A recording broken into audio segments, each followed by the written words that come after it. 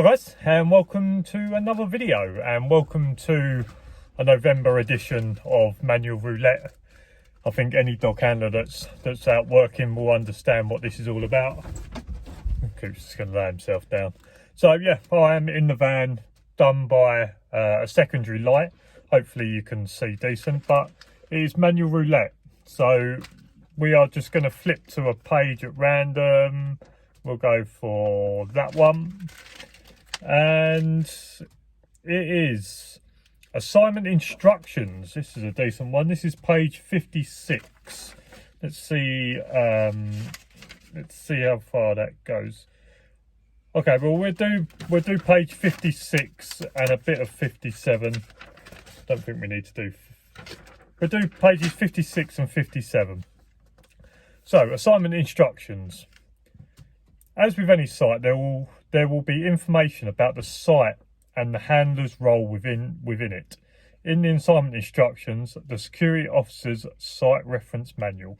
So assignment instructions is basically just a package that you get, or some information that you get. Just tells you about the job, tells you about, like I say, the security officer's site reference manual. So it should tell you everything about the job.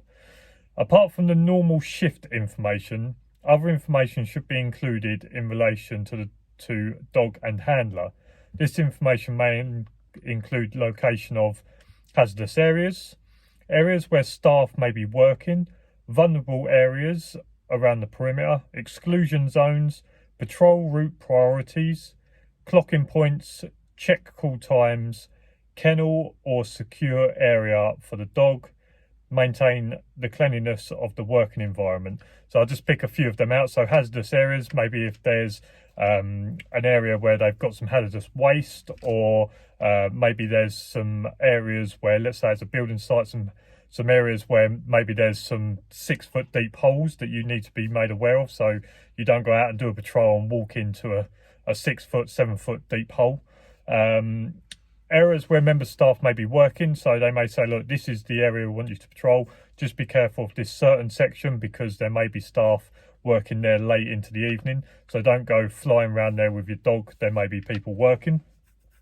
Patrol route priorities, clocking points, kennel or secure area for the dog. Now most people like myself, the kennel or secure area for the dog is in the van with me, but maybe there'll be sites where you have external kennels where you can use there. Never forget that above all, security dog handler is a professional security officer. Their knowledge of assignment instructions and all necessary aspects of the industry will apply primarily.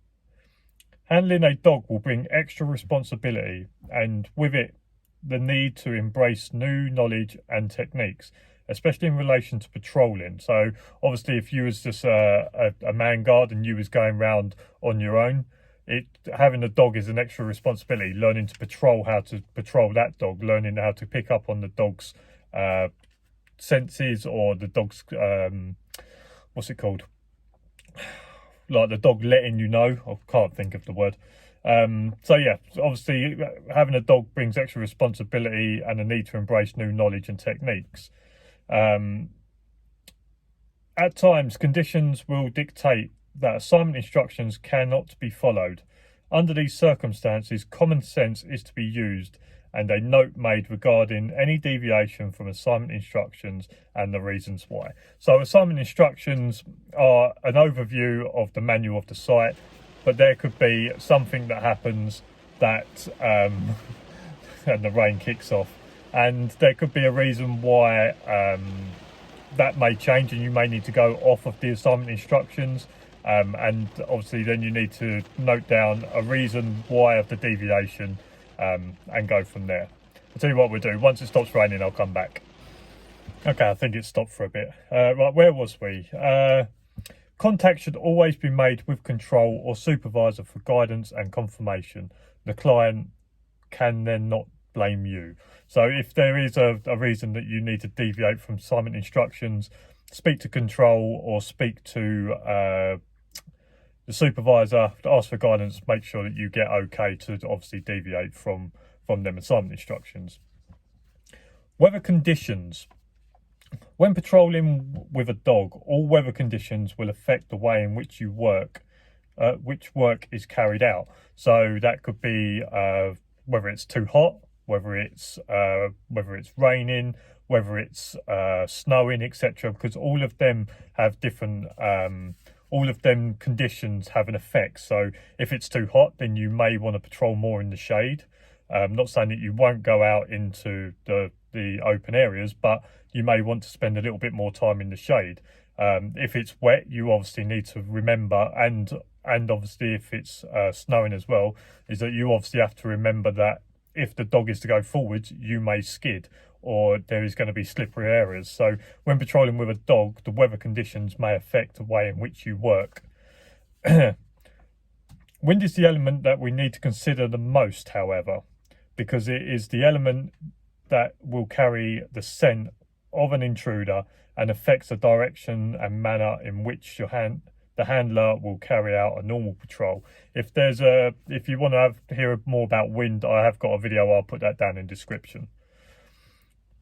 The handler must also take into account the strength and direction, i.e. from populated area, open field, of the wind. This is because the dog's sense of smell is so vast that it could be picking up the smell of something way beyond the boundary being patrolled, and therefore unconnected with the site. So you could be patrolling your site, and there could be a housing development that's quite close to you, and the scent of the people in the housing development could be coming across the fence line into you. So your dog may pull you all the way up to, let's say, the fence, and then you have to make sure, or you have to assume, or you have to make an educated guess of, is that scent coming from the housing development the other side, or is it someone this side of the fence? Remember, the dog doesn't do something for no reason. If the indication given is on the perimeter fence, it could mean that someone is hiding, waiting for the dog and handler to go by. This should be taken into account, and the area checked again before completing patrol. So again, like I said, it could be someone that's outside the fence line, but this goes a little bit further as to saying that you may check and there's no one there. If you go away, they may then jump over then. So you may need to just double check that area, or double check that a largish area around there, just to make sure that no one's snuck on behind you.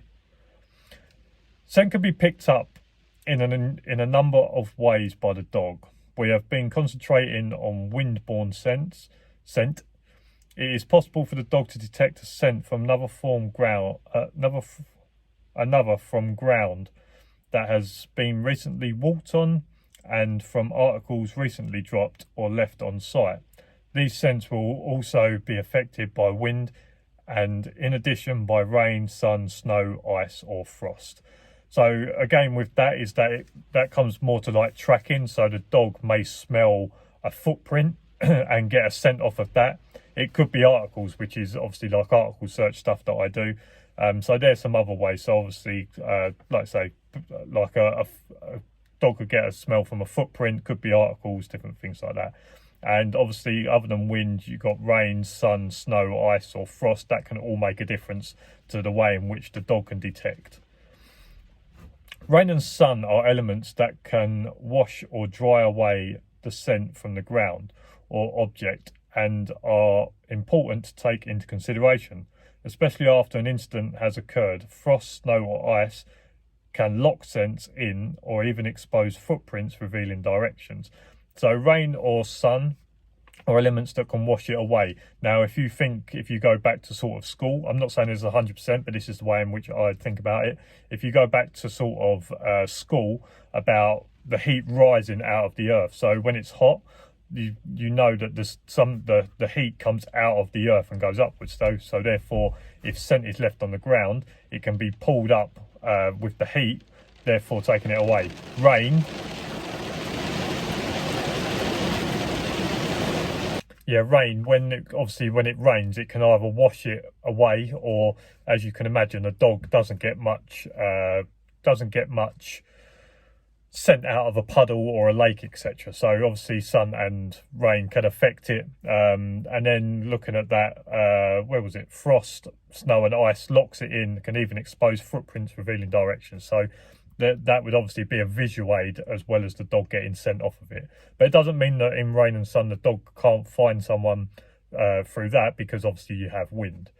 Remember that all scents decay over time and are eventually lost or become the normal for the particular area. This needs to be discussed in more depth with your instructor.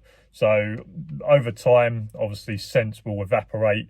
So that's why you want to get, as early as possible, you want to get the dog on the scent and tracking. Method of patrolling. When carrying out patrol with a dog, the handler should adopt a system where possible so that the dog walks to the most vulnerable side of the route. You could say that some trainers don't like it, some trainers like it. I think it depends on what instructor you speak to.